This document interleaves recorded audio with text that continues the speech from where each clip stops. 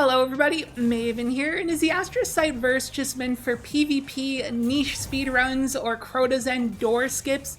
Well, today I tried to create an actual build out of it to try to use it as Bungie intended. Now, I'm not saying this is a crazy good build, I'm saying I made it work. I'm saying this is like a proof of concept, so to speak, that the Astrocyte Verse can be more than a niche tool and be somewhat of an actual build. Now, I tried a lot of stuff with it and I can see its potential. It may be more of a slow-paced build, but it's flashy and it's viable. So I'm going to show you all the ideas I came up with for this thing, and then I'll show you the end result build. So let's get to it, and remember, if you enjoyed the video, hitting the like button goes a long way and helps out a ton. Alright, let's break it down.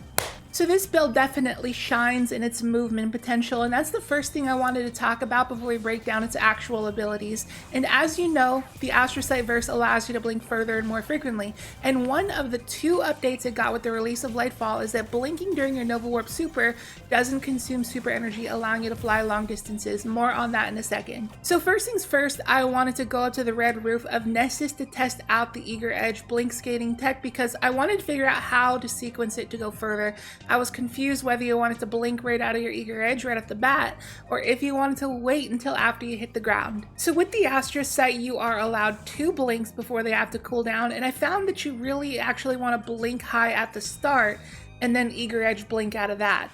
That first kickstart of height from the initial blink is really what allows you to get some distance out of the skate. But of course, this is only if you're trying to get somewhere on flat ground. If you are at a decline from where you're starting from at a higher height, you can actually kick it off with the Eager Edge blink immediately because your initial height allows you the leeway to do so. But if you started from an extremely high height, I usually just Eager Edge, blink, blink, all in one motion. Now let's get into the Nova Warp tech. So I did do a shorts video on this when it first came out to see if it can let you fly further than well skating. Turns out you can. But somebody also pointed out in the comments that you can throw in normal blinks in between your Nova Warp blinks, and I didn't think about that. So with that being said, here's the combo. I start off with the blink skate for the initial distance, and then I pop super, and you want to go warp, warp, warp, blink, warp, blink, and repeat that. Warp, warp, warp, blink, warp, blink. And then when your super ends, you can blink skate out of it. And this allows you to fly extremely far distances. So this can be used in any movement section really. If you just need to cheese a jumping puzzle or some kind of movement section in a mission, Nova Warp can get you there. But of course, I wouldn't argue with you if you just ran Nova Bomb for damage. I probably would do that myself, honestly. Now on to the other new update this exotic got with Lightfall. Blinking their targets will make them volatile. Now this is where the build ideas really come from. If you're actually gonna make an Astrocyte Verse build, this is the bread and butter right here, and this is what you're really trying to build around. And this is a really unique thing to have to build around because no other thing in the game puts you in this kind of situation. So you got to get close to enemies and then blink away from them, and you will likely be airborne a lot. So I had to think about what weapons would A, allow me to get close to enemies, B, be good for blowing up the volatile enemies, and C, be good while airborne. So the first thing I thought of was the Rat King. Since it makes you invis on reloading after a kill, I can use that time to get close to the next group of enemies, blink away from them to make them volatile, and repeat the loop. However, I ran into one big problem, and this is probably a bug, or in this case, a rat. When you blink while invis, you lose your invis. That should not happen. Not sure why that happens. Is it because Astrocyte blinks are considered attacks? I don't know. So that was definitely a downer to this strategy, and honestly, if it worked like we wanted it to, this would probably be the best thing to pair with the Astrocyte. The next idea I had was the Trinity Ghoul. Once you proc that electric shot, you can just limb shot hip fire it at the ground, so it's pretty usable in the air. And when I went to try this, I thought it would be the best thing to pair with Astrocyte because it made so much sense. Blink in the air, hip fire at the floor, then Omega collat everything because you chain that lightning and proc that volatile all at once. I thought it would be insane. But for some reason, it just wasn't slapping. I don't know, I just expected more boom. I was expecting more volatile explosions and damage, but for some reason, something about it just felt weak. Plus, Trinity Ghoul is the kind of weapon you just want to spam back back nonstop anyways, and you don't really have the time to be blinking around at this thing, so I'm gonna have to pass on the Trinity Ghoul. Next, I wanted to try out the Black Talon. Yes, the Black Talon. I haven't used this thing in years. You don't know how badly I've wanted to use this weapon in a build. I love this thing, but it's so hard to find a viable situation to use it.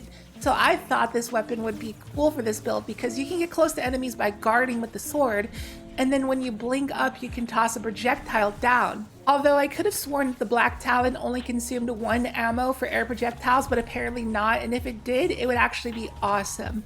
Unfortunately, you have to completely let your sword energy drain, and then your projectiles will cost 1.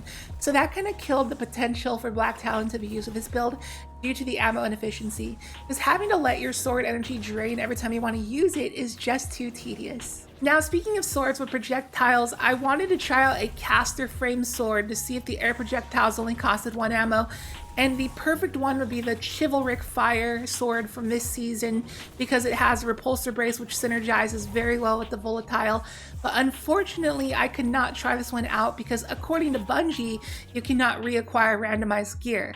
And I already claimed and deleted each of these swords from all 3 vendors, so I'm screwed and I can never get it again. But if anyone wants to let me know in the comments if it's good, let me know. Now, speaking of repulsor brace swords, we got the other half. We can pair it with eager edge and repulsor brace, so we can basically be the projectile. Again, it's a little slow, but it's flashy and effective when it hits. You just haul at the enemy. You can hit a 2-hit combo while airborne. When they die, you get an overshield. Also, like we went over earlier, you have the eager edge option for blink skating, so this is likely a weapon you're going to want to have in your loadout nearly at all times anyways, unless you need to throw on the Regnan for DPS purposes. Next up is the Sunshot. I figured this one would do a better and more explosive job than the Trinity Ghoul, and I figured it would be good while airborne because of the built-in explosive payload. My thought process was that the Sunblast explosions paired with the Volatile explosions would be quite spicy, and that is exactly how it turned out to be. It was quite explosive indeed. When you want to add clear in Destiny 2, you can never go wrong with the Sunshot, and honestly, this might be the most practical option from a pure utility and viability standpoint, because not only can hand cannon stun unstops this season, but it doesn't take up your special ammo slots, such as our final contender here, and ultimately the one that this build ended up on, the Ruinous Effigy. The Ruinous Effigy felt perfect for this build because it covered all the grounds that we wanted. It let us get close to adds, explode the volatile enemies, and get some airborne action. I always forget how good this gun actually is. It's a powerhouse, very slept on weapon. So let me show you step by step in this clip here of why it's so perfect. You kill an ad, grab an orb from the Ruinous Effigy perk. You can guard with the ball, which drains health from enemies and gives you an insane 80% damage resist. But most importantly, it blinds targets that enter your vicinity, and that allows you to get close to enemies. Then you can freely just blink up, make them volatile, and heavy slam them balls down on their head, proccing that volatile explosion, and it literally can't be more perfect.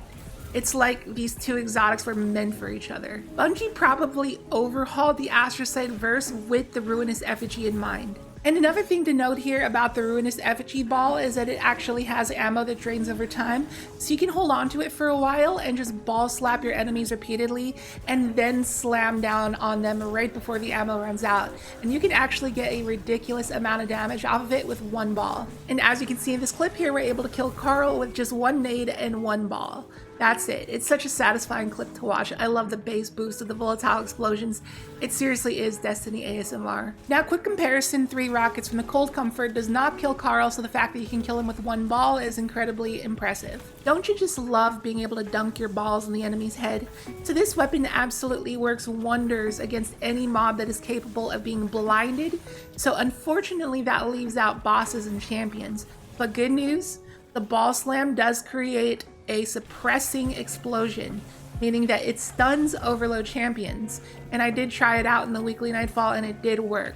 So you do got something to work with for that kind of content. As for the damage resistance, here is how fast we get melted against Carl's minigun. It absolutely shreds us. Now here is how fast we get shredded with Woven Mail. Still pretty dang fast. I think Woven Mail was nerfed down to a 55% resist, correct me if I'm wrong. And finally, here is how tanky we are with the good old ball, which is an 80% resist, Plus, we drain any health if enemies come near us. That's right. If they suck your ball, you suck theirs. And when your ball's ammo gets down to 1, it does not go away. Instead, it will actually just start hurting you.